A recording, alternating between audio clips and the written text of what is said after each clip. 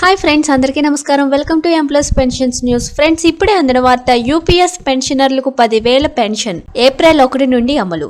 వివరాలు అయితే వీడియోలో తెలుసుకుందాం. వీడియోని మాత్రం ఎక్కడ స్కిప్ చేయకుండా కంప్లీట్ గా చూడండి. అప్పుడే మీకు కంప్లీట్ ఇన్ఫర్మేషన్ అయితే తెలుస్తుంది. ఇలాంటి లేటెస్ట్ పెన్షన్స్ న్యూస్ కోసం మన ఛానల్ని సబ్స్క్రైబ్ చేసుకోండి. అదేవిధంగా లైక్ చేయడం మాత్రం మర్చిపోకండి. ఇంకా వివరాల్లోకి వెళ్ళిపోదాం.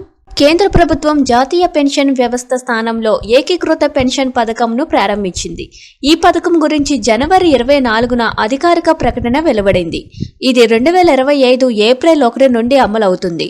ఎన్పీఎస్ కింద ఇప్పటికే నమోదు చేసుకున్న ప్రభుత్వ ఉద్యోగులకు యూపీఎస్ ప్రయోజనం అందుబాటులో ఉంటుంది. దీనిలోని ప్రత్యేకత ఏమిటంటే, ఈ ఉద్యోగులు ఎన్పీఎస్ లేదా యూపీఎస్లో దేనినైనా ఎంచుకునే అవకాశాన్ని పొందుతారు. కేంద్ర ప్రభుత్వం ఏకీకృత పెన్షన్ పథకంకు ఆమోదం తెలిపింది. ఈ పథకాన్ని కేంద్ర ప్రభుత్వం తన ప్రభుత్వ ఉద్యోగుల కోసం ప్రారంభించింది. జాతీయ పెన్షన్ పథకం కింద ఏకీకృత పెన్షన్ పథకం ఎంపిక ఇవ్వబడుతుంది. రాష్ట్ర ప్రభుత్వం కోరుకుంటే దానిని తన ఉద్యోగులకు కూడా అమలు చేయవచ్చని ప్రభుత్వం తెలిపింది. పదవీ విరమణ తర్వాత పెన్షన్ అందించడానికి ఈ పథకాన్ని తీసుకువచ్చారు. ఇందులో ఉద్యోగులు కేంద్ర ప్రభుత్వం సమానంగా డబ్బు జమ చేస్తాయి. దీనిలో ఉద్యోగులు తమ ప్రాథమిక జీతం మరియు డిఎన్ఎస్ అలవెన్స్లో 10% జమ చేయాల్సి ఉంటుంది. దీనిలో ప్రభుత్వం కూడా సమాన మొత్తాన్ని జమ చేస్తుంది.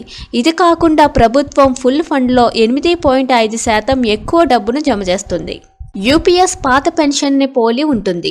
ఈ పథకం కింద ఉద్యోగి మరణించిన తర్వాత పెన్షన్లో 60% అతని కుటుంబానికి కుటుంబ పెన్షన్గా ఇవ్వబడుతుంది. పదవి విరమణ సమయంలో గ్రాట్యుటీతో పాటు ఉద్యోగులకు ఒకేసారి చెల్లింపు కూడా లభిస్తుంది. ఒక ఉద్యోగి కేంద్ర ప్రభుత్వంలో కనీసం 10 సంవత్సరాలు పనిచేస్తే అతనికి ప్రతి నెల కనీసం 10,000 పెన్షన్ ఇవ్వబడుతుంది. ఈ పథకం ఏప్రిల్ 1, 2025 నుండి అమలు చేయబడుతుంది. ఏకీకృత పెన్షన్ పథకం కింద 25 సంవత్సరాలకు పైగా పనిచేస్తున్న ఉద్యోగులకు పూర్తి పెన్షన్ ఇవ్వబడుతుంది.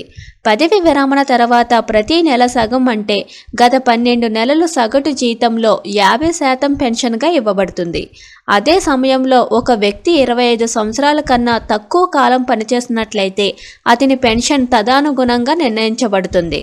సరళంగా చెప్పాలంటే, ఈ పథకం కింద పెన్షన్ పొందడానికి కనీసం 10 సంవత్సరాలు పనిచేయడం తప్పనిసరి.